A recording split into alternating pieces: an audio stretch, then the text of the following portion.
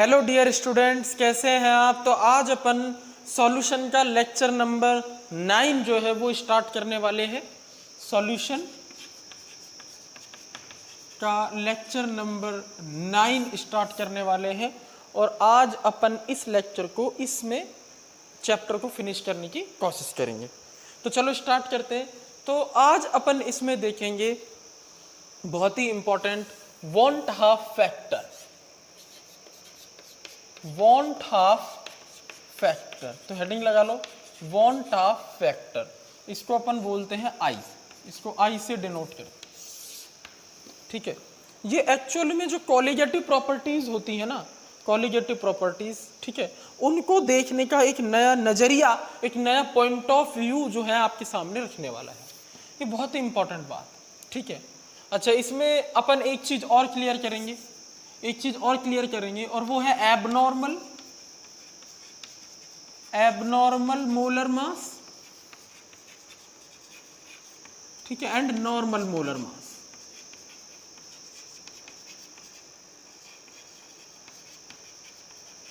Of solute. अब तुम कहोगे सर मोलर मास तो मोलर मास होता है, एबनॉर्मल नॉर्मल क्या होगा। तो वही अपन समझेंगे कि जो सॉल्यूट का मोलर मास हम अब तक इस चैप्टर में पढ़ते आए वो नॉर्मल है, लेकिन एबनॉर्मल भी होता है, वो भी देखेंगे। तो इन सब चीज़ों को डिस्कस करेंगे। कॉलिगेटिव प्रॉपर्टीज जो हम अब तक देखते आए हैं वो हम कैलकुलेटेड कॉलिगेटिव प्रॉपर्टीज है, 1 मोल से निकाली गई कॉलिगेटिव प्रॉपर्टीज, ठीक है। अब जरा सुनो, मैं आपको जो कॉलिगेटिव प्रॉपर्टीज होती हैं, ठीक है, 4 उनको लिख देता हूं।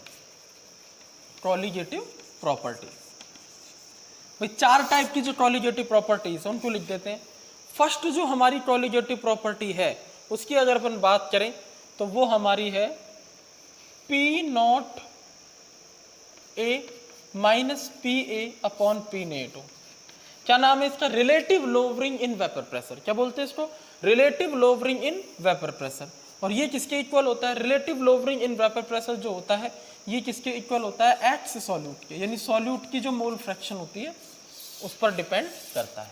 ये पहली हमारी कॉलिगेटिव प्रॉपर्टी है, ठीक। अच्छा, इसको अपन कैसे लिख सकते हैं और भी आपको बता देता हूँ भाई। एक्स सॉल्यूट को हम क्या लिख सकते हैं? Number of moles of solute upon number of moles of solute plus number of moles of solvent. कुछ इस अंदाज में भी लिख सकते हैं, मोल फ्रैक्शन ऑफ सॉल्यूट। अब हम डाइल्यूट सॉल्यूशंस की जब बात करेंगे, क्योंकि कॉलिगेटिव प्रॉपर्टीज डाइल्यूट सॉल्यूशंस के लिए लिखी जाती है, राउल्ट्स लॉ डाइल्यूट सॉल्यूशंस के लिए निकाला जाता है। तो डाइल्यूट सॉल्यूशंस के लिए क्या होता है? जो नंबर ऑफ मोल्स होते हैं सॉल्वेंट के वो बहुत ही ज़्यादा होते हैं as compare to number of moles of solute. तो अपन इसको क्या लिख सकते हैं? हम इसको लिख सकते हैं n solute upon n solvent, यानी हमने अप्रॉक्सीमेटली नीचे वाला जो सम है वो number of moles of solvent के इक्वल मान लिया है, इसमें से ये नेग्लिजिबल कर दिया फॉर डाइल्यूट सॉल्यूशंस। तो ये होता है हमारा पहला जो कॉलिगेटिव प्रॉपर्टी है वो। सेकंड, अगर हम कॉलिगेटिव प्रॉपर्टी की बात करते हैं, ठीक है, तो अच्छा इसको अपन ओपन भी करके लिख सकते हैं, weight of solute upon molar mass of solute into number of moles of salt. कोई भी कॉलिगेटिव प्रॉपर्टी होती है वो सॉल्यूट जो होता है उसके मोलर मास के इनवर्सली प्रोपोर्शनल टू होती है, परंतु number of moles of solute के डायरेक्टली प्रोपोर्शनल टू होती है। ये मैंने आपको बताया, ठीक है। अब अगर अपन बात करते हैं सेकंड बात, तो सेकंड क्या है हमारे पास? सेकंड है हमारे पास delta Tb, elevation in boiling point. ये आता है हमारा K b into small m, इसके इक्वल आता है। इसको अपन लिख सकते हैं के बी इंटू, अब स्मॉल एम क्या है? Number of moles of solute, number of moles of solute upon weight of solvent in kg, weight of solvent in kg. Clear है? अगर हम थर्ड बात करें तो थर्ड है हमारा depression in freezing point, delta T F. ये होता है K f into small M, ठीक है। तो इसको भी लिखा जा सकता है K f into number of moles of solute. Molality क्या होती है? Number of moles of solute present in per kg weight of solvent, weight of solvent किसमें? केजी। इस तरह से लिखा जा सकता है। और जो लास्ट हमारी होती है, ठीक है, वो होता है हमारा ऑस्मेटिक प्रेशर पाई। और ये हमारा क्या होता है, मोलैरिटी RT, हम C लेते थे, कंसंट्रेशन N/V, तो उसको मोलैरिटी ले लेंगे। क्लियर है? तो यहाँ पर ये मोलैरिटी क्या है, number of moles of solute, number of moles of solute upon volume of solution. Molarity की डेफिनेशन के अकॉर्डिंग लिख दिया, वॉल्यूम ऑफ सॉल्यूशन, किसमें, लीटर। तो ये 4 टाइप की जो हमारी कॉलिगेटिव प्रॉपर्टीज हैं, ठीक है, ये हमारी कॉलिगेटिव प्रॉपर्टीज के फॉर्मूले मैंने आपको लिखे। मैं बताना क्या चाह रहा हूं उसको समझो भाई। सीधी सी बात यहां पर ये है, अपन एक काम करते हैं, ये जो हमने कॉलिगेटिव प्रॉपर्टीज लिखी है, ये नॉन इलेक्ट्रोलाइट सॉल्यूट के लिए ये फॉर्मूला सही है। नॉन इलेक्ट्रोलाइट सॉल्यूट, जैसे अभी तक जो आप पढ़ते आ रहे थे, कौन कौन से, ग्लूकोज आपने पढ़ा, ये नॉन इलेक्ट्रोलाइट सॉल्यूट होता है। यूरिया नॉन इलेक्ट्रोलाइट सॉल्यूट होता है। शुगर केन या सुक्रोज नॉन इलेक्ट्रोलाइट सॉल्यूट। ये जो सॉल्यूट होते हैं, इनको जब अपन पानी में डिसॉल्व करते हैं या किसी सॉल्वेंट में डिसॉल्व करते हैं, तो जितने नंबर ऑफ मोल्स इनके डिसॉल्व कर रहे हैं, उतने ही एक्चुअल नंबर ऑफ मोल्स इनके डिसॉल्व होते हैं।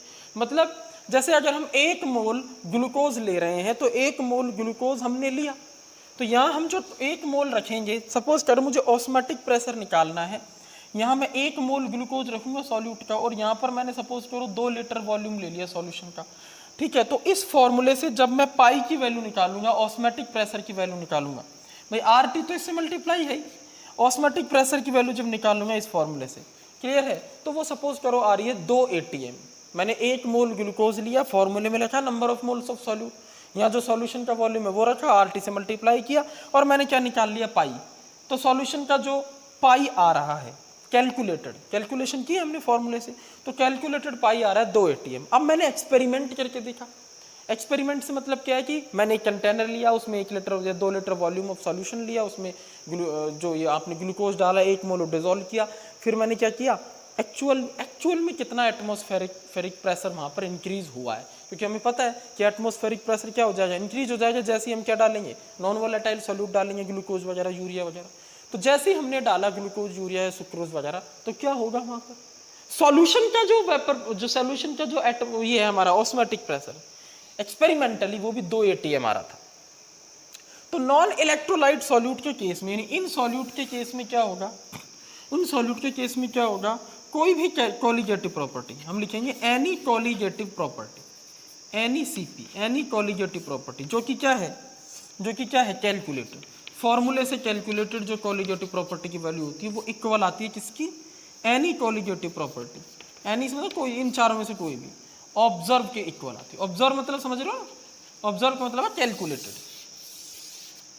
अरे आप इस फॉर्मूले से जो कॉलिगेटिव प्रॉपर्टी निकाल रहे हो और आप एक्सपेरिमेंट करके जो कॉलिगेटिव प्रॉपर्टी निकाल रहे हो, वो दोनों इक्वल होती है। कब, जब नॉन इलेक्ट्रोलाइट सॉल्यूट होता है। क्यों, क्योंकि नॉन इलेक्ट्रोलाइट सॉल्यूट ऐसा सॉल्यूट होता है जो 1 मोल अगर आप उसको डाल रहे हो पानी के अंदर, तो वो 1 मोल ही रहता है, वो आगे डिसोसिएट या एसोसिएट नहीं होता। मतलब आपने डाले 1 मोल, तो ऐसा नहीं है कि सॉल्यूशन के अंदर उसके 2 मोल मिल जाएंगे 1 से, क्लियर है ना। या आपने 2 मोल डाले तो सॉल्यूशन के अंदर 1 ही मोल मिलेगा आपको।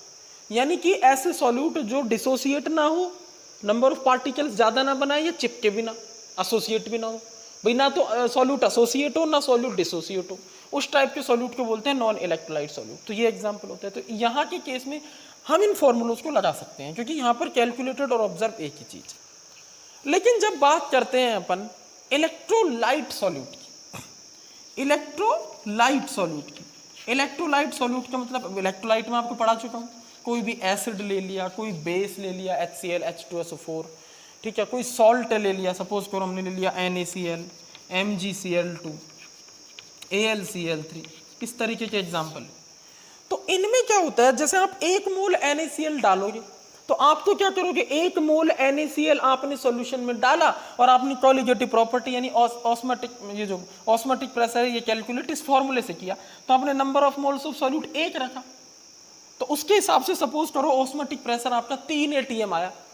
समझ रहे हो क्या कह रहा हूं, इलेक्ट्रोलाइटिक सॉल्यूट है NaCl, इसको मैंने लिया, NaCl का मैंने 1 मोल उठाया और यहाँ रख दिया इस फॉर्मूले में और कैलकुलेट किया कि कितना आता है। एक्सपेरिमेंट बाद में करेंगे, कैलकुलेट किया कितना आता है ऑस्मोटिक प्रेशर, तो वो 3 ATM आ रहा था। अब एक साइंटिस्ट का मन किया कि चलो एक बार एक्सपेरिमेंट करके देखते हैं, इलेक्ट्रोलाइट की सॉल्यूट है, नॉन इलेक्ट्रोलाइट में तो बराबर होते हैं, ठीक है।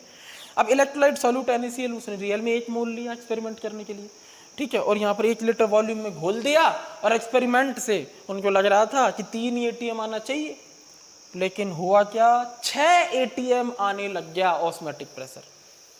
यानी एक्सपेरिमेंट करने से जो ऑस्मोटिक प्रेशर यानी कोलिगेटिव प्रॉपर्टी आ रही है वो कैलकुलेटेड कोलिगेटिव प्रॉपर्टी से डबल आ रही है, और यहीं से जन्म हुआ आई का। इस तरीके का जो एबनॉर्मल बिहेवियर है, समझ रहे हो ना, एबनॉर्मल बिहेवियर है, ठीक है, उसको एक्सप्लेन किया था वॉन ट हाफ फैक्टर ने।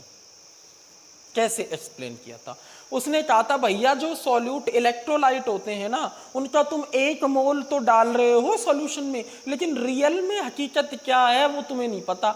1 मोल सॉल्यूट सॉल्यूशन में जाकर के 2 मोल 3 मोल हुए जा रहा है। समझो, कोलिगेटिव प्रॉपर्टीज वो है जो नंबर ऑफ पार्टिकल्स पर डिपेंड करती है, नेचर पर डिपेंड नहीं करती कि आप क्या डाल रहे हो, कितने पार्टिकल डाल रहे हो। अगर आप 1 मोल डाल रहे हो तो आप तो मान के चल रहे हो कि 1 मोल डाला है मैंने, लेकिन सपोज करो वो 1 मोल NaCl 1 मोल Na+ और 1 मोल Cl- में टूट जाता है, 100% डिसोसिएशन अगर है तो। भाई 1 मोल NaCl आपने लिया, वो सारा का सारा टूट गया, 100% डिसोसिएट हो गया, तो 1 मोल NaCl क्या करेगा, पानी में ब्रेक होगा ना, सबने पढ़ा है। 1 मोल Na+ बनेगा, 1 मोल Cl- आयन बनेगा। तो आपने तो 1 ही मोल पार्टिकल लिया था, लेकिन रियल में वहां सॉल्यूशन में जाने के बाद वो NaCl 2 मोल पार्टिकल में कन्वर्ट हो गया, 1 मोल Na+ अलग हो गया और 1 मोल Cl- अलग हो गया। क्लियर है। तो एक्सपेरिमेंटली कोलिगेटिव प्रॉपर्टी 2 मोल से आई, और कैलकुलेटेड कोलिगेटिव प्रॉपर्टी आप तो 1 ही मोल रखोगे, तो कैलकुलेटेड जो कोलिगेटिव प्रॉपर्टी आएगी वो कितनी आ रही है, ऑस्मोटिक प्रेशर 3 एटमॉस्फेरिक 3 ATM आ रही है, लेकिन एक्सपेरिमेंट से क्या करा गया तो 6 ATM आ रही। क्लियर है नहीं है। तो उस चीज को समझाने के लिए फिर किसका जन्म हुआ, वॉन ट हाफ फैक्टर कॉन्सेप्ट का। ऐसे में क्या होगा, मोलर मास जो होगा सॉल्यूट का वो भी चेंज हो जाएगा, क्योंकि अगर सपोज करो एक सॉल्यूट NaCl है, उसको अगर आप सॉल्यूशन में डाल रहे हो तो उसका मोलर मास नॉर्मली तो 58.5 है, लेकिन वो ब्रेक होकर के 2 पार्टिकल बना रहा है तो उसका मोलर मास फिर एबनॉर्मली कम आएगा। डिसोसिएशन अगर हो रहा है सॉल्यूट का, वो ब्रेक अगर हो रहा है। दूसरा एसोसिएशन भी तो हो सकता है सॉल्यूशन में जाके, सॉल्यूट एक सॉल्यूट आपने लिया, ठीक है, 2 मोल सॉल्यूट लेकर के आपने डाल दिए, 2 मोल सॉल्यूट सपोज करो चिपक करके 1 मोल सॉल्यूट ही बन गए। 2 पार्टिकल आपने लिए सॉल्यूट के और वो चिपक के 1 ही पार्टिकल रह गया, तो ऐसे में क्या होगा, इफेक्टिव नंबर ऑफ पार्टिकल घट जाएंगे, तो उस समय कोलिगेटिव प्रॉपर्टीज भी घट जाएंगी। आप 3 ATM सोच रहे थे, 1.5 ATM आ रहा है ऑब्जर्व जो ऑस्मोटिक प्रेशर आ रहा है। तो 2 केस हो सकते हैं। जब आप इलेक्ट्रोलाइटिक सॉल्यूट डालते हो, इलेक्ट्रोलाइटिक सॉल्यूट जब आप डालते हो तो ऐसे में या तो वो सॉल्यूट एसोसिएट कर जाता है सॉल्यूशन में, या वो डिसोसिएट कर जाता है, और ऐसे में कैलकुलेटेड जो कोलिगेटिव प्रॉपर्टी होती हैं वो तो 1 मोल से आती हैं, but observe colligative properties real number of moles कितने आ रहे हैं उससे आती है, और वो अलग आती है। तो इलेक्ट्रोलाइटिक सॉल्यूट के केस में ये क्रॉस करना पड़ेगा अपन, ये दोनों इक्वल नहीं होते। इतना नोट करो एक बार। क्लियर है, क्लियर है या नहीं है, बोलो। चल, तो अब अपन आगे की बात करते हैं भैया कि आई को हम किस तरह से डिफाइन करेंगे। तो आई देखो एक रेशो है और कुछ भी नहीं। ये इस चीज को बताता है कि ऑब्जर्व जो कोलिगेटिव प्रॉपर्टीज आ रही हैं वो रियल कोलिगेटिव प्रॉपर्टी से कितना गुना कम या ज्यादा आ रही है। जो कैलकुलेटेड कोलिगेटिव प्रॉपर्टीज हैं उससे अलग आ रही है, ठीक है। तो मैं एक चीज यहां पर लिख देता हूं, for electrolytic solute, for electrolytic solute such as acids लेते हैं अपन, बेसिस लेते हैं अपन, सॉल्ट पढ़ाए थे ना मैंने इलेक्ट्रोलाइट्स, वो सब सॉल्ट लेते हैं। For electrolytic solute such as acids bases salt, इनके लिए क्या होता है, डिसोसिएट और एसोसिएट भी हो सकता है, डिसोसिएट और एसोसिएट इन सॉल्यूशन। सॉल्यूशन में जाके डिसोसिएट भी हो सकते हैं और एसोसिएट भी हो सकते हैं। सो observe number of particles change. Change, which change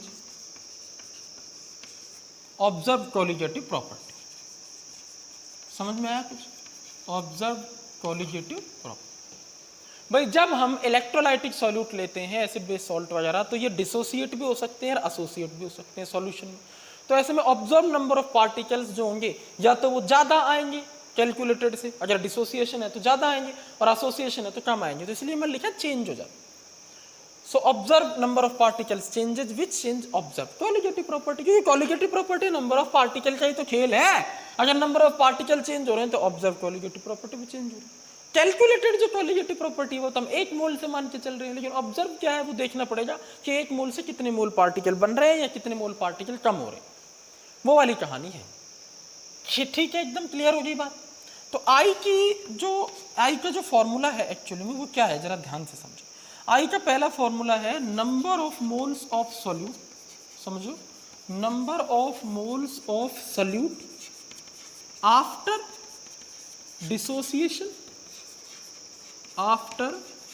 dissociation और एसोसिएशन। डिसोसिएशन या एसोसिएशन होने के बाद कितने number of moles of solute upon number of moles of solute before dissociation और एसोसिएशन। ये है हमारा आई का फॉर्मूला। एक और फॉर्मूला बन सकता है इस भाई, i equal to number of moles of solute after dissociation या association upon number of moles of solute before dissociation या एसोसिएशन। अब सीधे से बता आई क्या है, observe colligative property upon calculated colligative property. क्योंकि number of moles of solute after dissociation कम या ज्यादा है, बिफोर से कम या ज्यादा है, ये चीज या तो कम होगी ये चीज ज्यादा होगी, तो इस ऊपर वाली टर्म से क्या बनेगी, ऑब्जर्व। अरे number of moles of solute after dissociation या एसोसिएशन, डिसोसिएशन होने के बाद या एसोसिएशन होने के बाद कितने पार्टिकल्स हैं, उसी से डिसाइड होगा कि ऑब्जर्व कॉलिगेटिव प्रॉपर्टी कितनी है। और नीचे वाली टर्म से क्या होगा डिसाइड, कैलकुलेटेड, क्योंकि नीचे वाली टर्म 1 मोल के लिए लिखी जाती है। ठीक है, ऐसे समझो। तो आई क्या होगी हमारे पास, ऑब्जर्व्ड, हम यहाँ लिखेंगे observed colligative property upon calculated colligative property. ये भी फॉर्मूला सही है। एक और फॉर्मूला है आई का, वो मोलर मास के रिगार्डिंग है। कैसे, एक बात बताओ, कोई भी कॉलिगेटिव प्रॉपर्टी होती है, समझो, कोई भी कॉलिगेटिव प्रॉपर्टी होती है वो अपने सॉल्यूट के मोलर मास के इनवर्सली प्रोपोर्शनल टू होती है, ये बात आपको पता है। ठीक है, तो ऑब्जर्व कॉलिगेटिव प्रॉपर्टी जो होगी वो observe molar mass of solute के इनवर्सली प्रोपोर्शनल होगी, और calculated colligative property calculated molar mass of solute के इनवर्सली प्रोपोर्शनल टू होगी। तो अगर ये ऑब्जर्व कॉलिगेटिव प्रॉपर्टी को हटा के मैं मोलर मास लिखना चाहूँ सॉल्यूट का, तो मैं कैसे लिखूंगा, कैलकुलेटेड मोलर मास ऊपर आ जाएगा, तो हम लिखेंगे calculated molar mass, calculated molar mass of solute, calculated molar mass of solute, इसे बोलते हैं नॉर्मल मोलर मास, जो हम अभी तक निकालते आए हैं, अपॉन हकीकत। जैसे इसको अपन क्या बोलते हैं, ये हकीकत होती, हकीकत, इसको हकीकत बोला जाता है, क्या हो रहा है। Calculated molar mass of solute या normal molar mass upon observe molar mass, observed molar mass of solute, observed molar mass of solute. ये एबनॉर्मल मोलर मास, ये क्या होता है, नॉर्मल से अलग आता है, मतलब तो कम आता है या ज़्यादा आता है, वो डिपेंड करता है एसोसिएशन हो रहा है डिसोसिएशन। सोच के देखो, अगर एसोसिएशन हो रहा होगा, मतलब 2 पार्टिकल चिपक के 1 पार्टिकल बन रहे हैं, तो ऐसे में मोलर मास डबल हो जाएगा, और डिसोसिएशन हो रहा है तो आधा ही रह जाएगा। तो वो सब कहानियाँ होती हैं। तो ये है हमारा आई। ठीक है, तो मैं उम्मीद करता हूँ आपके यहाँ से आई जो है समझ में आ रहा होगा।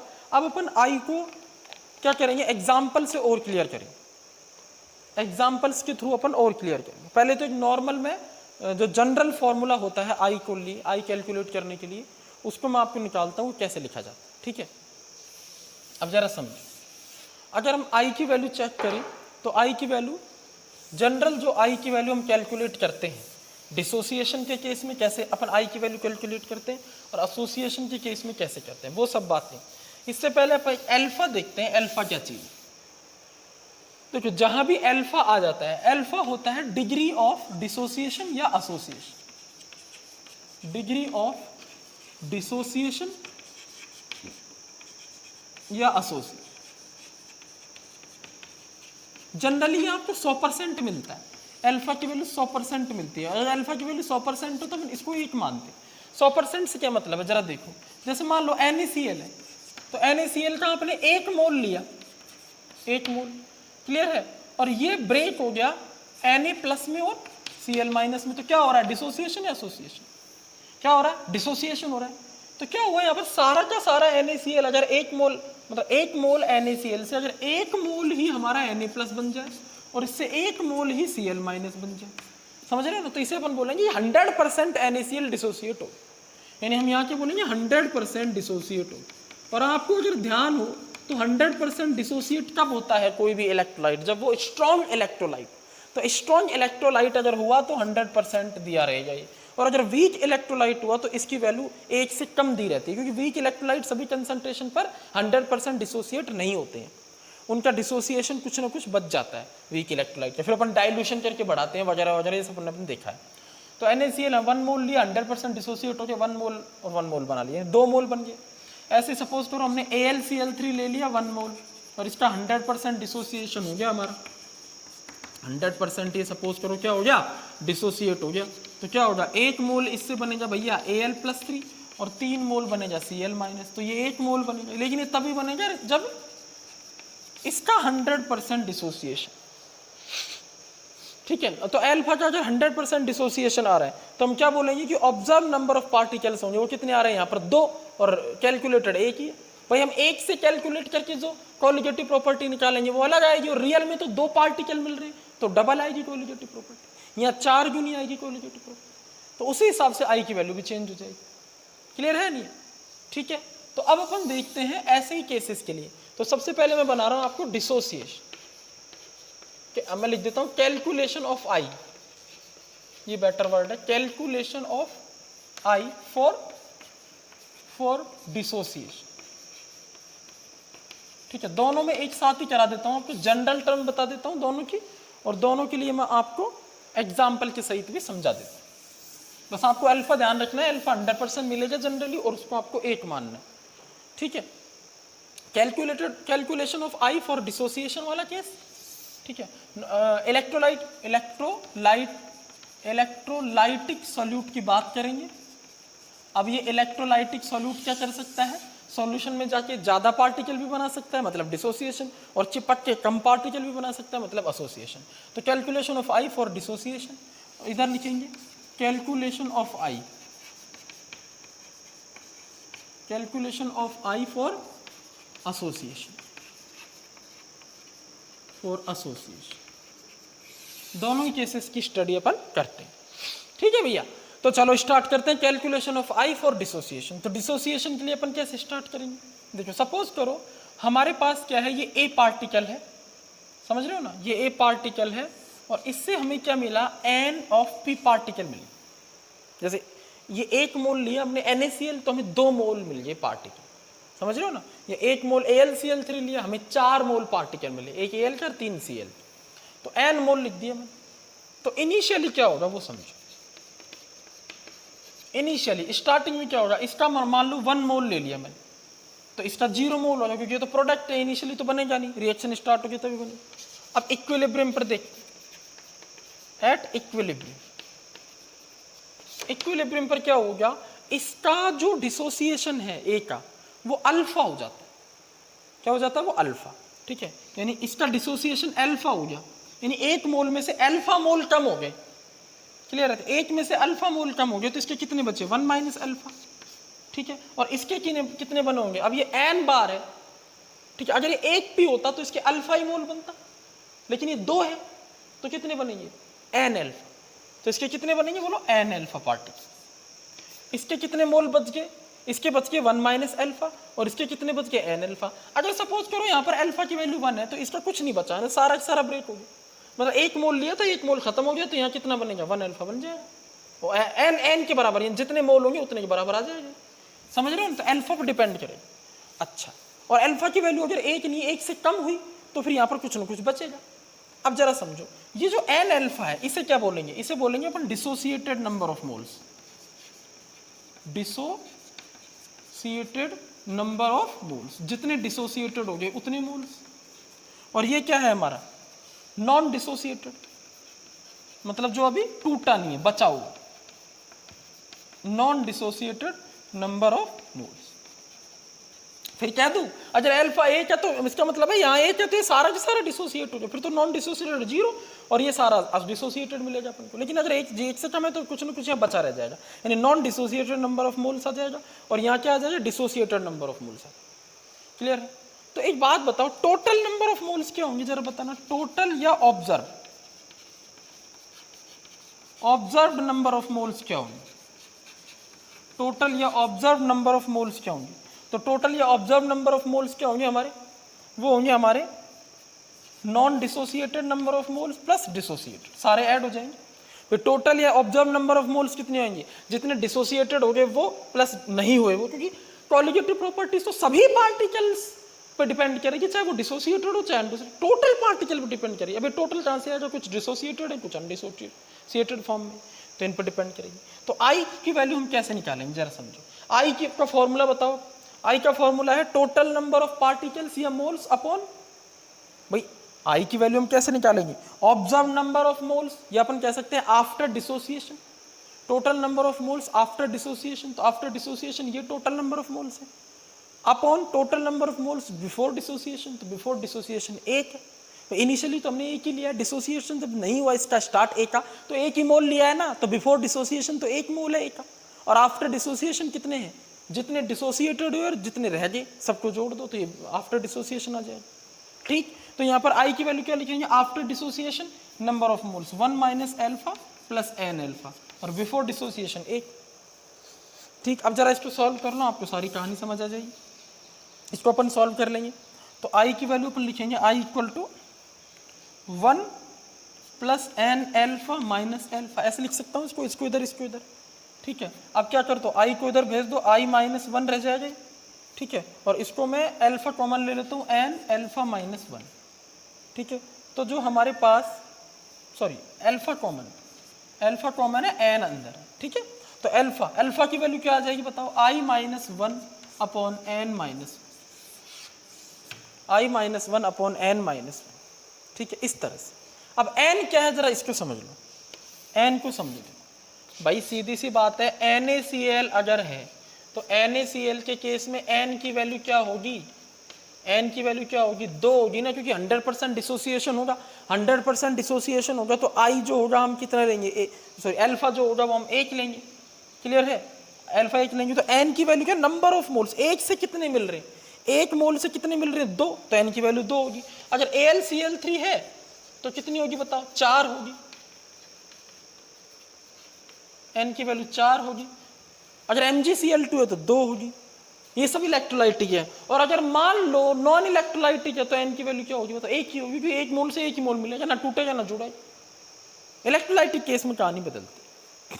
ठीक है, तो इस फॉर्मूले से अपन I की वैल्यू कैलकुलेट कर सकते हैं। जैसे मान लो अगर आपसे कह दे कि NaCl का 100% डिसोसिएशन हो रहा है तो आप अल्फा की वैल्यू 1 ले लोगे, 100% बोल दिए। ठीक है, और n की वैल्यू 2 ले लोगे, भाई सीधी सी बात है, NaCl टूट के 1 मोल Na प्लस और 1 मोल Cl माइनस n देगा, 100% डिसोसिएशन है ही, तो n की वैल्यू 2 है, कोई टेंशन नहीं, 2 माइनस 1 1 बचा, अल्फा की वैल्यू 1, तो I की वैल्यू क्या बची, 1 आई। क्लियर है, इस तरह से अपन इसको देख सकते हैं। नहीं 2 आएगी, सॉरी भाई, इसको इधर भेजेंगे 1 प्लस 1 2 आएगी I की वैल्यू, कितनी आएगी I की वैल्यू 2। इस तरह से अपन इसको चेक कर सकते हैं। अब अपन देखते हैं हमारे पास calculation of I for association. Association वाले केस में I की वैल्यू हम कैसे कैलकुलेट करेंगे, तो देखो एसोसिएशन वाले केस में हम ऐसे कैलकुलेट करेंगे, मैं इसको भी और अच्छे से एग्जांपल से क्लियर करूंगा आपको। पहले यहाँ देखो calculation of I for association, association वाले केस में I की वैल्यू हम कैसे कैलकुलेट करेंगे वो देख लो। तो देखो सपोज करो ये हमारे पास A, एसोसिएशन होता कैसे पहले वो समझ लो। जैसे देखो एसोसिएशन का केस मैं आपको बताता हूँ, सपोज करो हमारे पास एसिटिक एसिड, 2 एग्जाम्पल एसोसिएशन के आपको मिले। एसिटिक एसिड डाइमर बनाते हैं, एक तो ये केस मिलता है। एक बेंजोइक एसिड होता है वो भी डाइमर बनाता है, और जब भी डाइमर बनता है ना तो n की वैल्यू आती है 1/2, मतलब क्या है इसका, देखो जितने आपने 1 मोल लिया, तो आपने 2 मोल लिए सपोज करो एसिटिक एसिड की, लेकिन रियल में सॉल्यूशन में जाने के बाद वो 1 ही मोल रह जाता है, क्योंकि 2 एसिटिक एसिड के मॉलिक्यूल चिपक करके 1 ही रह जाते हैं। हाइड्रोजन बॉन्डिंग होती है एसिटिक एसिड में, कैसे देखो, ये हाइड्रोजन बॉन्डिंग ऐसे होती है, CH3 C double bond OOH, ये एक मॉलिक्यूल है एसिटिक एसिड का, समझ रहे हो ना, और दूसरा मॉलिक्यूल क्या है हमारे पास, ये इस तरह। तो क्या होगा, तो ये हाइड्रोजन, यहाँ हाइड्रोजन बॉन्डिंग बनाया जाए, ये ऊपर वाला यहाँ बना लेगा हाइड्रोजन बॉन्डिंग, तो हाइड्रोजन बॉन्डिंग की वजह से ये क्या बन गया, डाइमर, ये क्या बन गया बोलो, डाइमर। क्लियर है। तो डाइमर बनने की वजह से क्या होगा, एक्चुअल मोल हमने एसिटिक एसिड का 1 मोल लिया, 1 पार्टिकल लिया, क्लियर है ना, ये 2 पार्टिकल लिए अलग अलग, लेकिन एक्चुअली वो जुड़ के 1 ही बन गया, ये पूरा 1 ही पार्टिकल होगा, ये पूरा 1 पार्टिकल ही काउंट होगा। क्लियर है। तो यहाँ पर n की वैल्यू 1/2 आएगी। अगर आप 50 एसिटिक एसिड के पार्टिकल लेते हो तो 25 के बराबर ही रह जाएंगे, तो ऑब्जर्व कोलिगेटिव प्रॉपर्टी हाफ हो जाएगी। क्लियर है, हाफ हो जाएगी। डाइमर के केस में n की वैल्यू 1/2 आएगी। ठीक है भाई, तो डिसोसिएशन के केस में 1 मोल से 2 बन रहे हैं, डबल आएगी n की वैल्यू, यहाँ 2 से 1 बन रहा है, आधी आएगी, एसोसिएशन हो रहा है। ठीक है, ऐसे सपोज करो ये डाइमर केस में, तो कोई ट्राइमर बना रहा है, क्या बना रहा है, कोई ट्राइमर बना रहा है, तो ट्राइमर बनाएगा तो क्या होगा, जैसे मान लो A के 3 मॉलिक्यूल चिपक के एक ही मॉलिक्यूल रह जाए A3 का, तो ये ट्राइमर का केस है। टेट्रामर भी बन सकता है। टेट्रामर कैसे बनेगा जरा देखो, टेट्रामर में क्या होगा, 4 A के चिपक के एक ही मॉलिक्यूल बना ले A4 का, यहाँ n की वैल्यू क्या आएगी बोलो, यहाँ n की वैल्यू 1/3 आएगी और यहाँ n की वैल्यू 1/4 आएगी, लेकिन 100% एसोसिएशन होना चाहिए। ठीक, तो ये नोट कर लो आप, 100% अपना क्या होना चाहिए, एसोसिएशन। चलो अब अपन बात कर लेते हैं यहां पर एसोसिएशन वाले केस। ठीक है, ये जो लास्ट इक्वेशन है ये मैं नहीं मिटा रहा हूं। एसोसिएशन वाले केस में हम किस तरह से कैलकुलेट करते हैं आई और आई की value, calculation of I for association. अब एसोसिएशन क्या होता है मैंने आपको समझा दिया, अब कैलकुलेशन कर लो आई की वैल्यू का एसोसिएशन के लिए। तो देखो कैसे कैलकुलेट करें, सपोज करो ये हमारे पास एन ए के पार्टिकल हैं, ठीक है, और ये एसोसिएट होके ए एन बना लेते हैं, समझ गए, एन ए के मोल्स ए एन बना लेते हैं। तो स्टार्टिंग में 1 होगा, इसका 0 होगा इनिशियली। इक्विलिब्रियम पर क्या होगा, सपोज करो इसका एसोसिएशन अल्फा हो गया, तो ये कितना बचा 1 - अल्फा, ठीक है, और ये कितना बना होगा, ये बना होगा अल्फा/n। वहां क्या करते थे, n को मल्टीप्लाई करते थे, जैसे 1 मोल से 2 मोल बने तो n की वैल्यू 2 होगी, 2 × अल्फा, जितने मोल बने, समझ रहे। और यहाँ क्या हो रहा, 1 मोल से आधा ही रह गया, 2 से आधा रह गया, उस तरह से। तो अल्फा में n से अपन डिवाइड कर देंगे, अल्फा/n। ठीक है, तो इस तरह से अपन इसको लिखते हैं। अच्छा, ये जो अल्फा/n है इसे अपन क्या बोलेंगे, इसे बोलेंगे एसोसिएटेड नंबर ऑफ मोल्स, इसे बोलेंगे एसोसिएटेड नंबर ऑफ मोल्स। और इसे क्या बोलेंगे, नॉन एसोसिएटेड नंबर, में कुछ बच गए जो, non associated number of moles, इसके सॉल्यूट। तो एसोसिएशन के बाद टोटल मोल कितने होंगे, इस एसोसिएटेड को और नॉन एसोसिएटेड को जोड़ दो, टोटल मोल आ जाएंगे जैसे वहां आते थे। और कैलकुलेटेड हमारा कितना है, 1 ही है। ठीक है, तो आई की वैल्यू हम क्या लिखेंगे, after association, number of moles of solute after association कितना आएगा, 1 - अल्फा प्लस अल्फा/n। ठीक, अपॉन 1 क्यों लिया, क्योंकि कैलकुलेटेड तो 1 ही है ना, 1 मोल हमने लेके चले। ठीक है, तो ये हमारा फॉर्मूला हो जाएगा आई के लिए।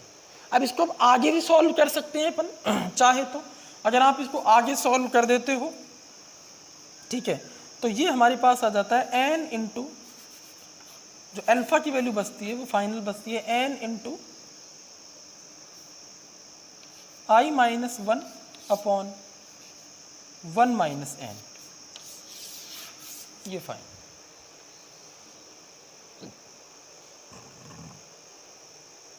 I - 1 अपॉन 1 - n,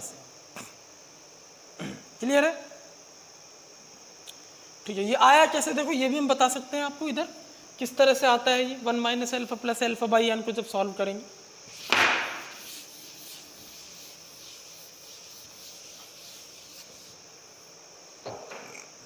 देखो इसको सॉल्व करो तो यहाँ पर क्या ले लेंगे, 1, ये तो हट ही जाएगा, इसको ऐसे लिख सकते हैं, एलसीएम आ रहा है हमारा n। ठीक है, तो यहाँ हम लिखेंगे n into 1 - alpha plus alpha, इस तरह लिख सकते हैं इसको, एलसीएम ले लिया है। ठीक है, अब अपन क्या करेंगे, अंदर मल्टीप्लाई कर देंगे n minus n alpha plus alpha by n. अब इसको हम लिख सकते हैं n plus alpha minus n alpha by n. अब हम इसको लिख सकते हैं 1 प्लस एन, डिवाइड कर दो, 1 प्लस एल्फा कॉमन ले लो तो ये बच जाएगा 1 माइनस एन। क्या बच जाएगा, 1 माइनस एन, और एल्फा बाहर आ जाएगा अपॉन एन। ठीक है, अब इसको लिख सकते हैं, आई चल रहा है, अब इसको क्या लिख सकते हैं, इधर ले आओ, तो i minus one equal to alpha 1 minus n upon n. तो एल्फा की वैल्यू क्या होगी बताओ, एन मल्टीप्लाई हो गया n into i minus one upon 1 minus n, ये लिखा है, देखो n into i minus one upon 1 minus n, ये आ गया एल्फा। ठीक है, एन क्या है मैंने आपको बता ही दिया, आई क्या है यहाँ पर वन टॉप फैक्टर, और एल्फा क्या है यहाँ पर डिग्री ऑफ एसोसिएशन। ठीक है, क्लियर है। तो ये आपके हो गए कितने फॉर्मूले, 2। डिसोसिएशन में देखो सिंपल है, डिसोसिएशन के फॉर्मूले में क्या होता है, एल्फा की वैल्यू क्या आती है, एल्फा की वैल्यू आती है आई माइनस वन, ये तो सेम ही है, अपॉन ये 1 माइनस एन न होकर एन माइनस वन हो जाता है, 1 माइनस एन न होकर के क्या हो जाता है, एन माइनस वन हो जाता है।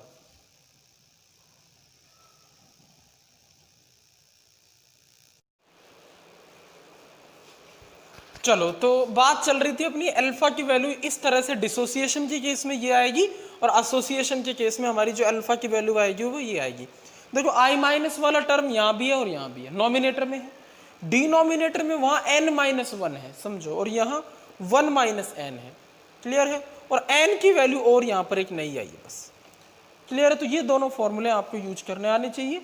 अब मैं आपको मतलब रटा नहीं रहा, यहाँ पर एक एग्जाम्पल्स देखे और बताता हूँ किस तरह से हम यहाँ पर इनको करते हैं। देखो एग्जाम्पल्स के थ्रू अपन चेक करते हैं। सबसे पहले डिसोसिएशन के 2-3 एग्जाम्पल्स दूंगा मैं, ठीक है। एग्जाम्पल्स, अल्फा की वैल्यू 1 मान के चल रहे हैं, मतलब 100% डिसोसिएशन, 100% क्या है हमारा डिसोसिएशन।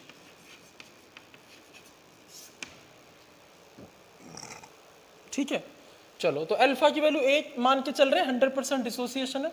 अब अपन बात करते हैं एग्जाम्पल्स की। अगर हम एग्जाम्पल्स की बात करें भैया, तो सबसे पहले NaCl लेते हैं, NaCl आई की वैल्यू कैलकुलेट करते हैं, कैसे आएगी, ये ब्रेक होगा Na प्लस और Cl माइनस में। इनिशियली 1 मोल लिया है, इसका 0, इसका 0, कुछ अल्फा मोल इसके कम हो गए तो इसके 1 माइनस अल्फा बचे, यहाँ अल्फा यहाँ अल्फा, क्लियर है, यहाँ अल्फा बन गया, इसके यहाँ अल्फा। अरे इसके अगर एक में से कुछ अल्फा मोल कम होंगे तो जितने इसके कम होंगे उतने ये बनेंगे। जैसे मान लो 1 मोल NaCl का खत्म हो गया, 100% डिसोसिएशन है, एक का एक गया तो 1 मोल Na बचेगा, बनेगा, 1 मोल ही Cl बनेगा, तो 1 मोल से 2 मोल पार्टिकल बनेंगे ना, तो ऑब्जर्व कॉलिगेटिव प्रॉपर्टी डबल आएगी। आई की वैल्यू भी 2 आनी चाहिए, देख तो आती ही नहीं आती, ठीक है, तो अपन को आना चाहिए।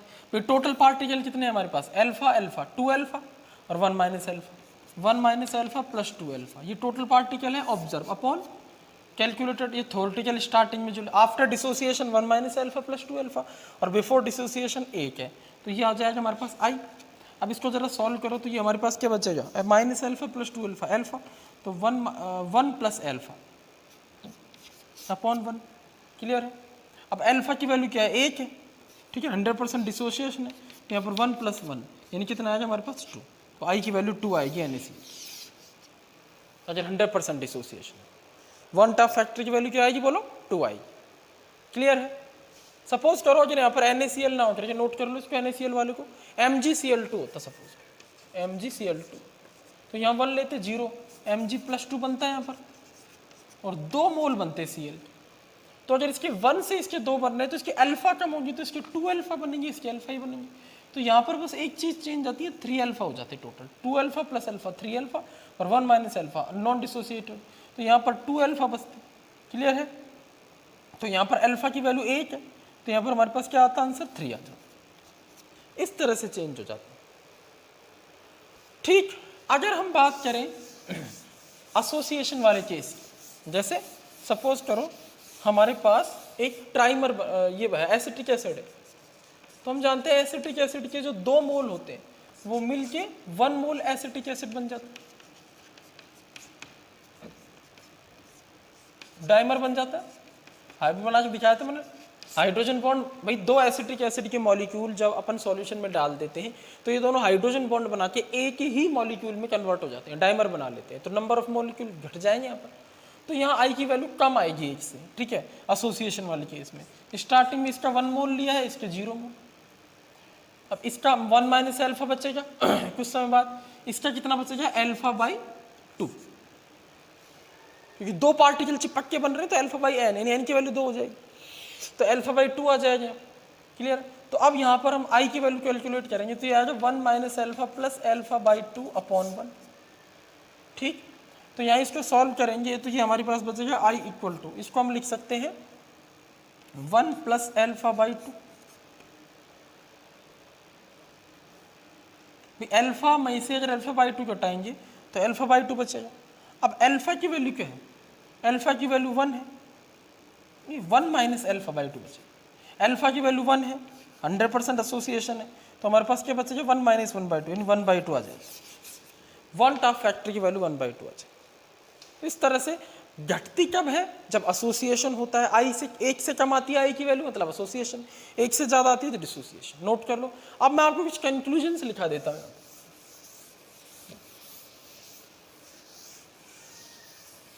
इससे पहले मोलर मास सॉल्यूट का जो होता है वो नॉर्मल कब बोलेंगे, एबनॉर्मल कब बोलेंगे, ये भी सुन लो।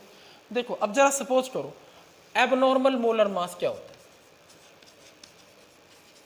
है, abnormal versus molar, normal molar.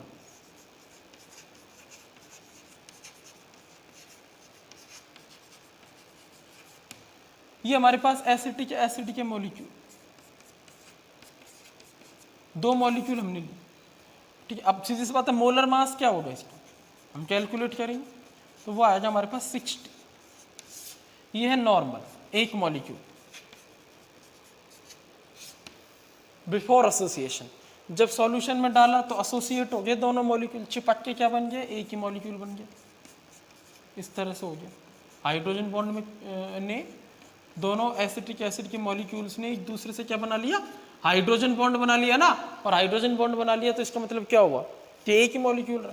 तो इसका जो मोलर मास होगा वो कितना आ रहा है भाई। मोलर मास से मतलब क्या, हमने ऑब्जर्व करके जो मोलर मास निकाला, एक्सपेरिमेंट करके जो हम मोलर मास निकाला वो आ रहा है 120। तो इसको अपन क्या बोलेंगे, एबनॉर्मल, क्योंकि आना तो 60 चाहिए लेकिन आ 120 इसलिए रहा है क्योंकि दो पार्टिकल चिपक के पूरा एक ही पार्टिकल बन रहा है। तो एक ही पार्टिकल में एक ही मोल बन रहा है, तो एक ही मॉलिक्यूल का मोलर मास इसके अकॉर्डिंग 120 आया, क्योंकि यहाँ पर दो एक्चुअल में प्रेजेंट है। ठीक है, तो एबनॉर्मल मोलर मास और नॉर्मल मोलर मास, इन दोनों में ये डिफरेंस होता है। और ये भी तब ऑब्जर्व होते हैं हमें, एबनॉर्मल मोलर मास भी हम तब कहेंगे जब एसोसिएशन या डिसोसिएशन का केस होता है। ठीक है, चलो अब अपन भैया बात कर लेते हैं कुछ इंपॉर्टेंट कंक्लूजन। वो क्या है, नॉन इलेक्ट्रोलाइट सॉल्यूट के केस में क्या हो, नॉन इलेक्ट्रोलाइट सॉल्यूट अगर ये है हमारे कौन कौन से हो सकते हैं, ये यूरिया हो सकता है, ठीक है। यूरिया नहीं है तो ये हमारा ग्लूकोज हो सकता है, ठीक है, ग्लूकोज हो सकता है, यूरिया हो सकता है। इसके अलावा हमारे पास ये सुक्रोज हो सकता है। ये सब है नॉन इलेक्ट्रोलाइट सॉल्यूट, डिसोसिएट या एसोसिएट नहीं होता। तो इनके केस में क्या आता है, आई की वैल्यू हमेशा एक आती है, कम या ज्यादा नहीं। आई की वैल्यू क्या आती है, हमेशा एक आती है। तो जो ऑब्जर्व, जो हमारे पास कॉलिगेटिव प्रॉपर्टी होती है, कॉलिगेटिव प्रॉपर्टी कौन सी, ऑब्जर्व एक्सपेरिमेंट से, वो आती है कैलकुलेटेड से भी सेम। कॉलिगेटिव प्रॉपर्टी कैलकुलेटेड, समझ गए भाई। हम जो कैलकुलेशन करेंगे ना फॉर्मूले में रख के कॉलिगेटिव प्रॉपर्टी, हम एक मोल मान के चलेंगे, इसका एक मोल यूरिया, एक मोल ग्लूकोज, एक मोल सुक्रोज मान के चलेंगे, तो वो एक मोल ही रहेगा, ऑब्जर्व भी एक मोल ही रहेगा, ज्यादा या कम नहीं होगा। ठीक है, मतलब no association and no dissociation, no association and no dissociation, no association and no dissociation, कोई एसोसिएशन नहीं होगा, कोई डिसोसिएशन। मोलर मास जो होगा, मोलर मास वो होगा नॉर्मल, एबनॉर्मल मोलर मास नहीं बोलते सॉल्यूट का मोल। तो ये चीजें होती है। लेकिन जब हम बात कर लेते हैं इलेक्ट्रोलाइट सॉल्यूट, इलेक्ट्रोलाइट सॉल्यूट, ठीक है, तो इलेक्ट्रोलाइट सॉल्यूट हो जाता है फिर दो टाइप, ए डिसोसिएशन हो जिसका, सॉल्यूट का डिसोसिएशन हो रहा हो, और बी केस हो जाता है सॉल्यूट का एसोसिएशन हो। डिसोसिएशन जैसे NaCl का हो रहा है, MgCl2 का हो रहा है, AlCl3 का हो रहा है, K4FeCN का होल 6 इसका हो रहा है। एसोसिएशन जैसे फॉर एग्जांपल बात करें तो एसिटिक एसिड के मॉलिक्यूल्स का हो रहा है, बेंजोइक एसिड के मॉलिक्यूल्स का हो रहा है, डाइमर बनाते हैं, ट्राइमर टेट्रामर काफ़ी बन सकते हैं इसमें, ठीक है। तो ये दो केस हो सकते हैं फिर। तो इस केस में भाई इलेक्ट्रोलाइटिक सॉल्यूट है तो इसका मतलब है आई की वैल्यू एक के इक्वल नहीं आएगी, ठीक है। अब दो केस होंगे, अब एक के इक्वल नहीं आएगी तो जो कॉलिगेटिव प्रॉपर्टी आएगी ऑब्जर्व, वो कैलकुलेटेड से अलग आएगी, कॉलिगेटिव प्रॉपर्टी कैलकुलेटेड, सीधी सी बात है समझने में, ठीक है। अब डिसोसिएशन होगा तो डिसोसिएशन के केस में क्या होगा, आई की वैल्यू एक से ज्यादा आएगी, एसोसिएशन के केस में आई की वैल्यू एक से कम, ठीक। एबनॉर्मल मोलर मास बोलेंगे यहां भी और वहां भी, एबनॉर्मल मोलर मास का कॉन्सेप्ट आएगा यहां पर और यहां पर भी आएगा एबनॉर्मल मोलर मास,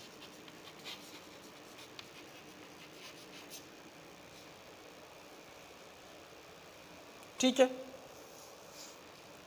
अल्फा की जो वैल्यू होगी और आई की जो वैल्यू होगी उसमें ये रिलेशन होगा, alpha equal to I-1/n-1 dissociation के केस, ठीक है। एसोसिएशन के केस में क्या होगी, एसोसिएशन केस में होगी अल्फा इक्वल टू n ऊपर I-1, I-1 ऊपर यहाँ भी यहाँ n आ जाता है और यहाँ उल्टा 1 इधर आ जाता है 1 - n, ठीक है। तो इस तरह से हमने ये आज देखा है कि नॉन इलेक्ट्रोलाइटिक सॉल्यूट जब होते हैं तब तो कोई डिसोसिएशन एसोसिएशन नहीं होता, तो ऑब्जर्व कॉलिगेटिव प्रॉपर्टी और कैलकुलेटेड बराबर आती है, लेकिन इलेक्ट्रोलाइटिक सॉल्यूट में अलग अलग आती है। वहां से फिर आई जो होता है वॉन्ट ऑफ फैक्टर इंपॉर्टेंट हो जाता है, ठीक है। चलो नोट कर लिया। तो अब इलेक्ट्रोलाइटिक सॉल्यूट जब भी होगा तो हम फिर किस तरह से लिखेंगे, कोई भी कॉलिगेटिव प्रॉपर्टी होगी उसको ऐसे लिखेंगे। इलेक्ट्रोलाइटिक सॉल्यूट होगा तो फिर हम कैसे लिखेंगे, हम लिखेंगे सबसे पहली कॉलिगेटिव प्रॉपर्टी कौन सी है, relative lowering in vapour pressure P0A minus PA upon P0A, relative lowering of vapour pressure equal to हम लिखेंगे एक्स सॉल्यूट नहीं लिखेंगे, अब हम क्या करेंगे इसको I से और मल्टीप्लाई करें। भाई अगर नॉन इलेक्ट्रोलाइट है तो I की वैल्यू 1 हो जाएगी तो फिर हम एक्स सॉल्यूट लिख सकते हैं, ठीक है। यहाँ हम क्या करेंगे I से मल्टीप्लाई कर देंगे, तो आई की जो भी वैल्यू होगी वो अपन कैलकुलेट करके यहाँ रखेंगे, फिर वो जो वैल्यू आएगी वो रियल आएगी, ठीक है। सेकंड हमारे पास delta T b equal to यहाँ भी आई के बी है, मुझे ये ऑब्जर्व है, ऑब्जर्व कॉलिगेटिव प्रॉपर्टी बुक्स में आपको लिखा मिलेगा इस तरह से, ऑब्जर्व है ये पूरी, और ये क्या थी कैलकुलेटेड थी तो इसको आई से मल्टीप्लाई कर दिया, ठीक है। ये आया कैसे देखो बिल्कुल सिंपल है भाई, आई क्या होता है observe colligative property upon theoretical colligative property, ये होता है। तो ऑब्जर्व कॉलिगेटिव प्रॉपर्टी क्या होगी, यहां से निकालो कोई सी भी, equal to i into theoretical. अब थ्योरेटिकल जैसे इस वाली कॉलिगेटिव प्रॉपर्टी की बात करें तो ये थ्योरेटिकल किस पर डिपेंड करती है, सिर्फ एच सॉल्यूट, लेकिन ऑब्जर्व क्या होगी आई से मल्टीप्लाई होगी, समझ रहे हो, आई से मल्टीप्लाई होके आ गई, ऐसे ये भी आई से मल्टीप्लाई होके आ गई। तीसरी वाली कौन सी है, डेल्टा टी है freezing point, depression in freezing point, observe, ये भी आई से मल्टीप्लाई हो जाएगा KFM, और लास्ट कौन सी है fourth osmotic pressure pi observe, ये भी आई से मल्टीप्लाई हो जाएगा IMRT। और आई कैसे निकालते हैं वो मैंने आपको बता दिया फॉर्मूले, एसोसिएशन डिसोसिएशन का केस देखो निकालो रखो आंसर है, ठीक है। चलो तो ये हो गया हमारा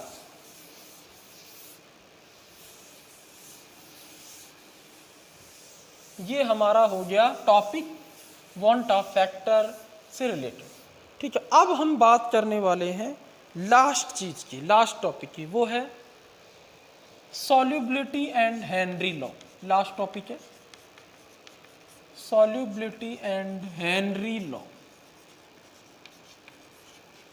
हेनरीज लॉ। देखो सॉल्युबिलिटी क्या होती है जरा समझो। सॉल्युबिलिटी का मतलब होता है how much solute dissolved in a particular amount of solvent at constant temperature for saturated solution. Sir क्या क्या बोल गए? अरे सीधी सी बात है, किसी सॉल्वेंट के अंदर मैं नमक घोले जा रहा हूँ, घोले जा रहा हूँ, घोले जा रहा हूँ किसी पर्टिकुलर टेम्परेचर पर। सपोज करो 20 डिग्री सेंटीग्रेड टेम्परेचर पर मैंने पानी के अंदर नमक घोलना शुरू किया, तो मैं कितना नमक उसके अंदर डाल सकता हूँ, कितना नमक उसके अंदर डिजॉल्व कर सकता हूँ? तो जो मैक्सिमम मैं उसको अंदर डिजॉल्व कर सकता हूँ उसको मैं क्या बोलूँगा? मैक्सिमम अमाउंट को मैं क्या बोलूँगा? सॉल्युबिलिटी। तो सॉल्युबिलिटी की डेफिनेशन आप लिख सकते हैं, बहुत ही ईजी, बहुत ही सिंपल है। क्या है जरा समझो भाई। सॉल्युबिलिटी क्या होती है? It is maximum amount, it is amount से क्या मतलब है समझिए। अमाउंट से मतलब होता है, समझ लो, मैं ऊपर लिख देता हूँ, जब भी अमाउंट आएगा तो तीन तरह से इसको लेना, या तो वेट यानी ग्राम में, या वॉल्यूम यानी ml में, या number of moles, number of moles, या फिर नंबर ऑफ मोल्स कह रहे तो मोल फ्रैक्शन कह दो, एक ही बात। ये सब अमाउंट ही होता है भाई। किसी चीज का वेट ज्यादा है, वॉल्यूम ज्यादा है, मोल ज्यादा है, मोल फ्रैक्शन ज्यादा है, तो अमाउंट ज्यादा है, तो इट इज मैक्सिमम अमाउंट। ठीक है, अमाउंट समझ लो। It is maximum amount of solute, it is maximum amount of solute. अब सॉल्यूट सॉलिड भी हो सकता है, कोई गैस भी हो सकता है, कोई लिक्विड भी। अपन सॉलिड या गैस का केस लेते हैं। It is maximum amount of solute which dissolved in 1 liter volume, या अपन कह सकते हैं डिजॉल्व इन पर्टिकुलर सॉल्वेंट। ये 1 लीटर बोल दो, 1 litre volume, 1 litre volume of particular solvent. Weight भी ले सकते हैं, 1 litre volume of particular solvent in saturated solution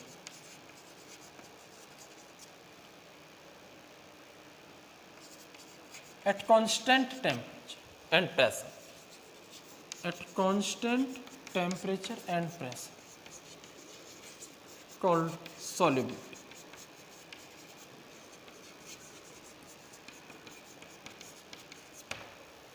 मतलब सॉल्युबिलिटी क्या है? वो अमाउंट, वो मैक्सिमम अमाउंट है किसी सॉल्यूट की एक पर्टिकुलर अमाउंट और सॉल्वेंट के अंदर सैचुरेटेड सॉल्यूशन में। सैचुरेटेड सॉल्यूशन के अंदर इससे ज़्यादा अब सॉल्यूट को नहीं घोला जा सकता। तो कितनी अमाउंट किसी सॉल्वेंट के अंदर घोली जा सकती है सॉल्यूट की? सॉल्वेंट का भी अमाउंट पर्टिकुलर होना चाहिए, सॉल्यूशन सैचुरेटेड बनना चाहिए, ठीक है। और टेम्परेचर, प्रेशर ये कॉन्स्टेंट होना चाहिए। ऐसा नहीं आप टेम्परेचर बदल दोगे, टेम्परेचर बदल दोगे तो आपको मैक्सिमम अमाउंट पता ही नहीं चलेगा, बढ़ाते जाओगे तो और घुलता जाएगा, ठीक है, वो वाली बात है, या नहीं घुलेगा। तो इस तरह से ये डेफिनेशन आती है, ठीक है, सॉल्युबिलिटी। अब यहाँ पर अगर अपन बात करें कि जो सॉल्युबिलिटी होती है ना, सॉल्युबिलिटी ये रिप्रेजेंट, ये डायरेक्टली प्रोपोर्शनल टू होती है एक तरह से मोल फ्रैक्शन की, मोल fraction of solute, mole fraction of solute in solution. Solution के अंदर समझो, समझो इसको टेक्निकली, फील लो, थोड़ा सा फीलिंग आनी चाहिए। सॉल्यूशन के अंदर जो सॉल्यूट है उसका कितना मोल फ्रैक्शन चला गया अंदर, वही तो सॉल्युबिलिटी है। At constant, at given temperature, हम लिख सकते हैं एट गिवन टेम्परेचर। जैसे 20 डिग्री सेंटीग्रेड टेम्परेचर पर पानी के 100 ml वॉल्यूम में, पानी के 100 ml वॉल्यूम में कितनी शुगर आप मैक्सिमम डिजॉल्व कर सकते हो, वो सॉल्युबिलिटी है। और जितना आप डिजॉल्व कर सकते हो उसके अकॉर्डिंग मोल फ्रैक्शन आएगा। तो मैक्सिमम मोल फ्रैक्शन कह दो, चाहे वेट कह दो, तो मोल fraction of solute in solution. Solubility mole fraction से यहाँ पर अपन रिप्लेस कर सकते हैं, ठीक है भाई। चलो अब अपन फैक्टर्स देख लेते हैं कि सॉल्युबिलिटी को कौन कौन सी चीज़ें कम ज़्यादा कर सकते हैं, सॉल्युबिलिटी को कौन कौन सी चीज़ें कम ज़्यादा कर सकते हैं, मतलब फैक्टर्स अफेक्टिंग सॉल्युबिलिटी। वहीं से आता है हेनरी लॉ, तो हम डाल लेते हैं फैक्टर्स अफेक्टिंग सॉल्युबिलिटी। बहुत ही इजी, 3 फैक्टर हैं बस कुल मिला। सबसे पहला फैक्टर क्या है, nature of solute and solvent. Nature of solute and solvent मतलब जिस चीज को घोल रहे हो उसकी नेचर और जिसमें घोल रहे हो उसकी नेचर, और ये होनी चाहिए सेम नेचर। मैं लिख देता हूं, अगर दोनों की सेम नेचर है, same nature then high solubility, तो ज्यादा घुलेगा, और अपोजिट नेचर तो लो सॉल्युबिलिटी। उल्टा कर लो,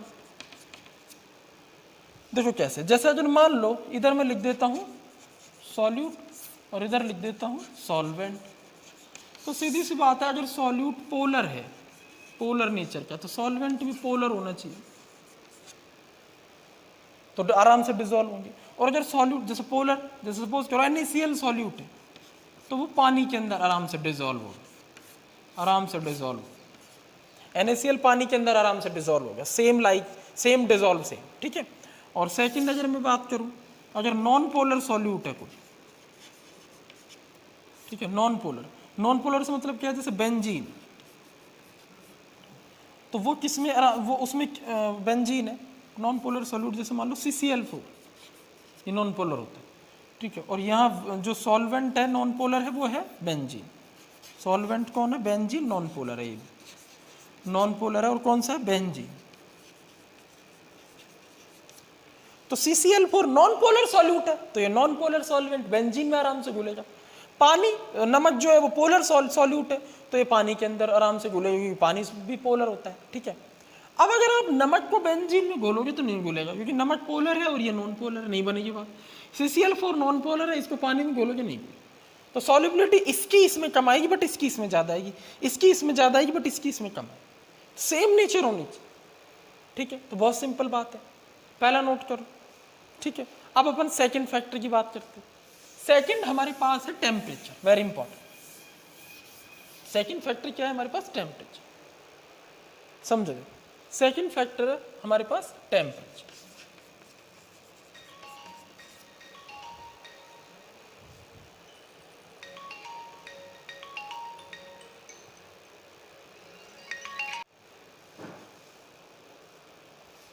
तो देखो टेम्परेचर की अगर अपन बात करें, तो देखो टेम्परेचर घटाने या टेम्परेचर बढ़ाने से सॉल्युबिलिटी घटेगी या बढ़ेगी, ये फिक्स नहीं है। समझो इसको जरा कैसे, देखो देखना पड़ेगा हमें प्रोसेस एक्सोथर्मिक है या एंडोथर्मिक है। जैसे सपोज करो अगर आप सॉलिड सॉल्यूट ले रहे हो, ये मैक्सिमम टाइम ये बात एकदम सही बैठेगी, कोई सॉलिड सॉल्यूट ले रहे हो और उसको आप सॉल्वेंट में डिसॉल्व कर रहे हो, ये सॉल्वेंट हमारा लिक्विड ही होता है, ये ध्यान रखना।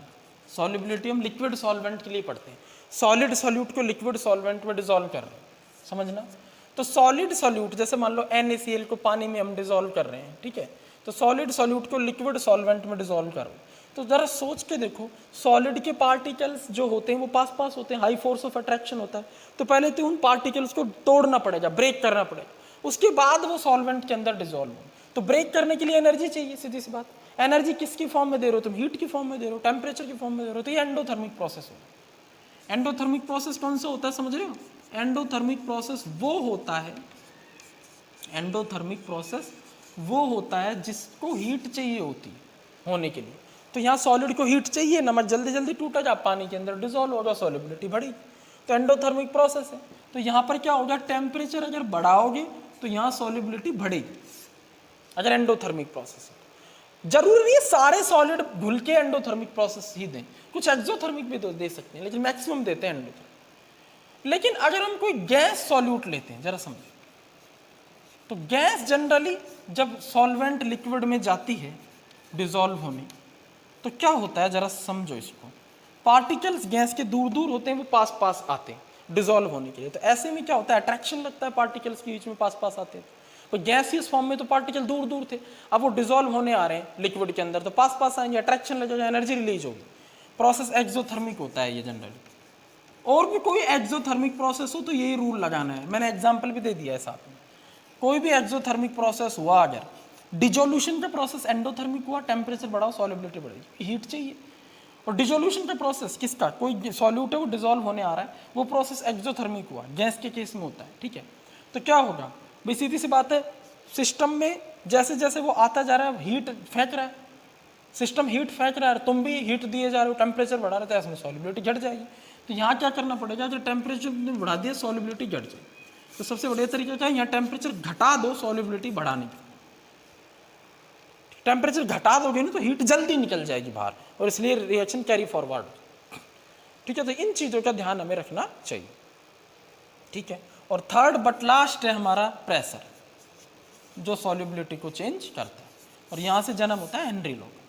हेनरी ने स्टडी किया था कि प्रेशर अगर बढ़ाएं तो सॉल्युबिलिटी बढ़ती है या घटती है। अब देखो, सपोज करने वाली है, सोचने वाली बात क्या है कि प्रेशर जो होता है ना, उसकी स्टडी ओनली फॉर गैस के लिए की जाए, यानी सॉल्यूट हमारा गैस होना चाहिए। गैस सॉल्यूट को सॉल्वेंट में डालेंगे, तब प्रेशर बढ़ा दें अगर अपन या घटा दें तो क्या होगा, उस चीज से चेंज हो जाती है सॉल्युबिलिटी। यानी सॉल्युबिलिटी तभी चेंज होती है प्रेशर से जब सॉल्यूट गैस हो।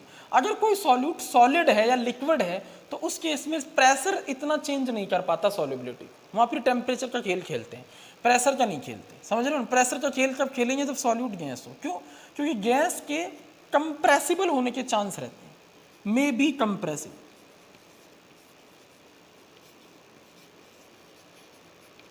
लेकिन सॉलिड और लिक्विड तो ऑलरेडी कंप्रेस्ड रहते हैं, तो इसलिए वहाँ प्रेशर का खेल नहीं खेल सकते, प्रेशर का इफेक्ट नहीं आता। नोट कर लो, तो मे बी कंप्रेसिबल, तो गैस के लिए अपन देखते हैं, और हेनरी लॉ यहाँ से आ जाता है।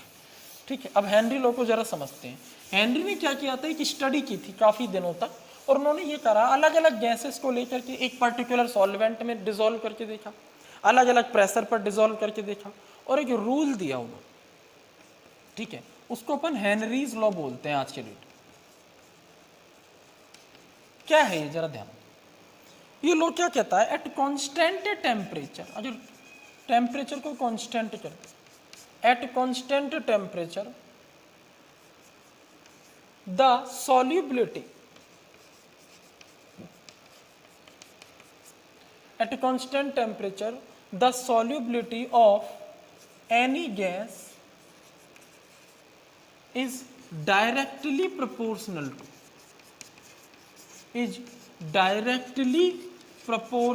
to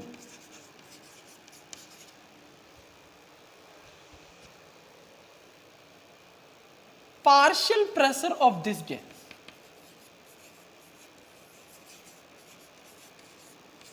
Partial pressure of this gas, of it gas, partial pressure of it gas above liquid solution.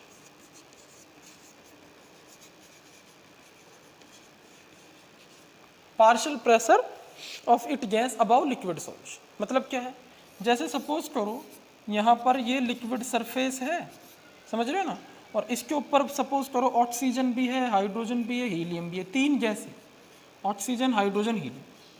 तो ये इसका, इन तीनों का तो प्रेशर टोटल होगा, लेकिन इसका पार्शियल प्रेशर होगा, कुछ ना कुछ यहाँ पर लग रहा होगा।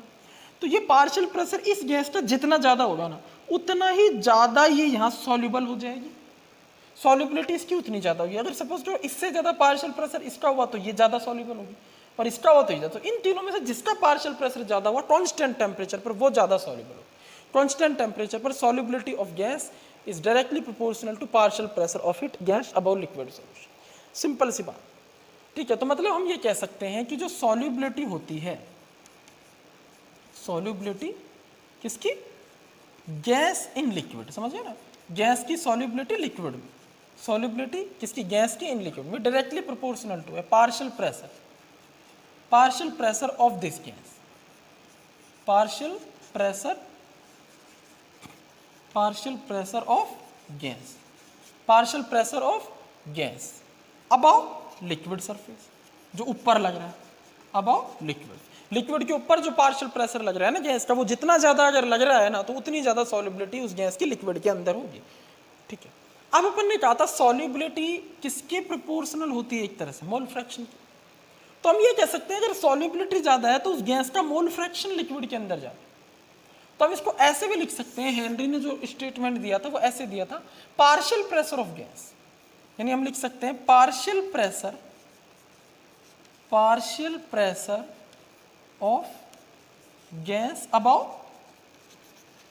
Liquid, it is directly proportional to mole fraction of gas, अपन सीधा लिख सकते हैं x mole fraction of gas, ठीक, इन सॉल्यूशन। सॉल्यूशन में जो गैस का मोल फ्रैक्शन होगा, ठीक है ना, वो ज्यादा अगर है तो इसका मतलब पार्शियल प्रेशर भी ज्यादा है। पार्शियल प्रेशर ज्यादा है लिक्विड पार्शियल प्रेशर अगर गैस का ज्यादा है लिक्विड से ऊपर, तो मोल फ्रैक्शन भी ज्यादा होगा, मतलब ज्यादा मोल उसके डिसॉल्व हो जाएंगे तो सॉल्युबिलिटी ज्यादा होगी, कैसे भी।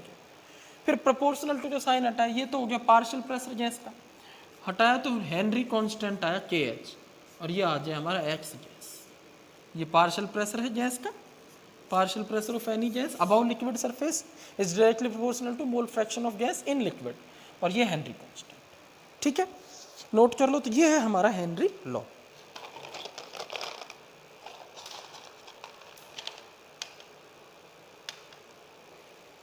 ठीक है, चलो अब अपन बात कर लेते हैं यहां पर क्या,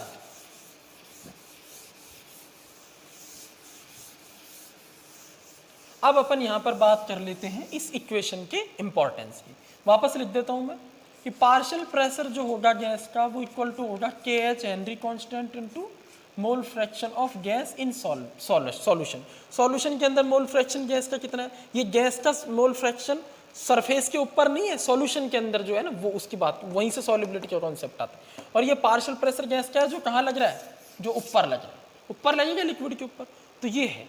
अब हेनरी कांस्टेंट की हम वैल्यू कैसे निकाल सकते हैं, ग्राफ से निकाल सकते हैं। देखो इधर अगर हम पार्शियल प्रेशर ले लें गैस का और इधर मोल फ्रैक्शन ले लें उसी गैस का, तो एक स्ट्रेट लाइन आएगी, और इस स्ट्रेट लाइन का जब अपन क्या लेंगे, स्लोप लेंगे, ठीक है, थीटा, राइट एंगल लेंगे, थीटा टेन थीटा, तो वो हमारे पास क्या आएगा, हेनरी कांस्टेंट KH, या हेनरी कांस्टेंट KH क्या आएगा हमारे पास, पार्शियल प्रेशर गैस का अपॉन मोल फ्रैक्शन गैस, इसका रेशो आ जाए।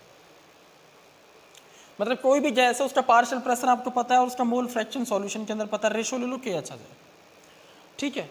चलो अब इसका अपन देखते हैं कि हेनरी लॉ का सॉल्युबिलिटी से क्या लिंक है। एक बात बताओ, ये X गैस क्या है, यही तो सॉल्युबिलिटी का टर्म है भाई। सॉल्युबिलिटी जो होती है गैस की वो क्या होती है कि उसका कितना मोल फ्रैक्शन सॉल्यूशन में डिसॉल्व है, तो वही सॉल्युबिलिटी है। तो एक तरह से सॉल्युबिलिटी और KH इनवर्सली प्रोपोर्शनल होती है।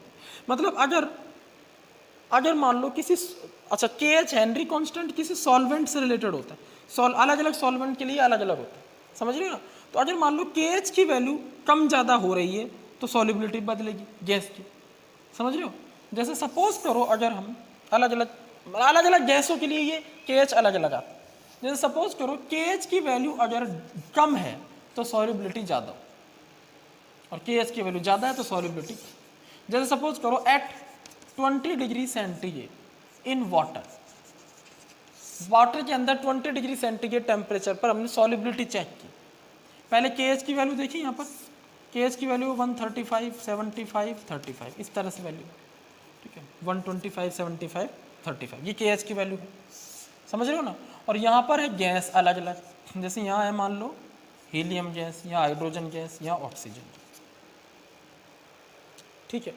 तो सॉल्युबिलिटी जो होगी वो क्या होगी, 125 है हेनरी कांस्टेंट। हीलियम गैस को अगर 20 डिग्री सेंटीग्रेड टेम्परेचर पर वाटर में डिसॉल्व किया जाए तो उसका हेनरी कांस्टेंट 125 आ रहा है। इसका मतलब क्या है कि वो इनसॉल्युबल है, अप्रॉक्सिमेट, वो इतना ज़्यादा हेनरी कांस्टेंट है कि इनसॉल्युबल होती है। मैंने बताया ना हेनरी कांस्टेंट ज़्यादा, सॉल्युबिलिटी कम, ठीक है। फर्स्ट हाइड्रोजन जो है वो मोस्ट प्रोबेबली सॉल्युबल हो, लेकिन इसका हेनरी कांस्टेंट सबसे कम आ रहा है, मतलब ये सबसे ज़्यादा सॉल्युबल, मोस्ट सॉल्युबल। इस तरह से अपन देख सकते हैं कि हेनरी कांस्टेंट की वैल्यू चेक करो और सॉल्युबिलिटी का लिंक देखो। चलो तो ये था हमारा सॉल्युबिलिटी एंड हेनरी लॉ। एक चीज़ मैं आपको और बता देता हूँ कि अगर हम बात करें हेनरी लॉ के, कुछ आपको एप्लीकेशंस और मिल जाएंगी देखने के लिए, तो 3-4 एप्लीकेशन मैं बता देता हूँ आपको बोल के, आप नोट डाउन कर लेना। पहली इसकी एप्लीकेशन क्या है, रेस्पायरेशन। भाई सीधी सी बात है, बाहर एयर के अंदर ऑक्सीजन का मोल फ्रैक्शन ज़्यादा होता है, या अपन कह सकते हैं बाहर एयर के अंदर ऑक्सीजन का पार्शियल प्रेशर ज़्यादा होता है, अंदर नहीं होता। तो बाहर अगर पार्शियल प्रेशर ज़्यादा है ऑक्सीजन का, क्लियर है ना, तो वो क्या होगी, जिधर पार्शियल प्रेशर ज़्यादा होगा उधर से चल करके अपने बॉडी के अंदर आ जाएगी, लंग्स के अंदर, वहाँ ज़्यादा सॉल्युबल हो जाएगी, तो वहाँ से अंदर आ जाती है। और जैसे वहाँ ऑक्सीजन का कम होता है, CO2 का बढ़ जाता है, समझ में आ रही है ना। तो CO2 क्या हो जाती है, अंदर कम रह जाती है। तो ये सब चलता रहता है। ऑक्सीजन का मोल फ्रैक्शन जहाँ कम हो गया वहाँ से वो चली जाएगी, जहाँ ज़्यादा हो गया वहाँ आ जाएगी। इस तरह से हम रेस्पायरेशन करते हैं। दूसरा, जो स्नाइपर्स होते हैं जो नीचे जाते हैं सीज के अंदर, स्नाइपर सीज, ठीक, गोताखोर जिनको अपन बोलते हैं, ठीक है, वो नीचे जाते हैं तो क्या होता है, ऑक्सीजन का जो लेवल होता है वो बढ़ता चला जाता है, और भी गैसेस का जो प्रेशर होता है वो बढ़ता चला जाता है। नीचे प्रेशर बढ़ता है, ऊपर घटता है, तो नीचे प्रेशर बढ़ता चला जाता है तो क्या होता है, गैसें उनके शरीर के अंदर डिजोल्व होने लग जाती है। जब वो वापस ऊपर आते हैं ना तो वो फिर प्रेशर फिर घटता है, तो क्या होता है, वो गैसें निकलने लगती है शरीर के अंदर से। तो ऐसे में क्या होता है, बैंड्स नाम की डिजीज हो जाती है, टिश्यूज मुड़ जाते हैं। इससे बचने के लिए उनके सिलेंडर में हीलियम डाल दी जाती है डाइल्यूट करके। हीलियम इनसॉल्युबल है, देखो मैंने बताया ना, हीलियम इनसॉल्युबल होती है। तो हीलियम क्या करती है, इतनी इनसॉल्युबल होती है कि बाकी गैसेस के इफेक्ट को कम कर देती है, बैंड्स डिजीज को खत्म कर देती है।